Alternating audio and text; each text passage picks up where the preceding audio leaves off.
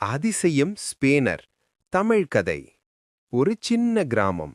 அந்த கிராமத்தில் முத்து என்ற ஒரு ஏழை சிறுவன் வாழ்ந்து வந்தான். அவனுடைய அப்பா ஒரு சைக்கிள் ரிப்பேர் கடை நடத்தி வந்தார். பணம் அதிகம் இல்லையென்றாலும் நேர்மையும் உழைப்பும் அவர்களுடைய சொத்து. ஒரு நாள் முத்து அப்பாவின் கடையை சுத்தம் செய்து கொண்டிருந்தபோது பழைய இரும்பு பெட்டிக்குள் வித்தியாசமான ஒளி வீசும் ஒரு ஸ்பேனர் கிடைத்தது. அப்பா, இந்த ஸ்பேனர் ஏன் இப்படி மினுமினுக்குது? அப்பா அதை பார்த்ததும் ஆச்சரியப்பட்டார். இது நம்ம கடைக்கே எங்கிருந்து வந்தது என்று தெரியலையே. அந்த இரவு முத்து ஸ்பேனரை தலையணைக்குள் வைத்துக்கொண்டு தூங்கினான். அதிசயம் அப்போதுதான் நடந்தது. அடுத்த நாள் காலை ஒரு வாடிக்கையாளர் வந்து சொன்னார், என்னோட சைக்கிள் முழுக்க பழுதுபட்டுடுச்சு.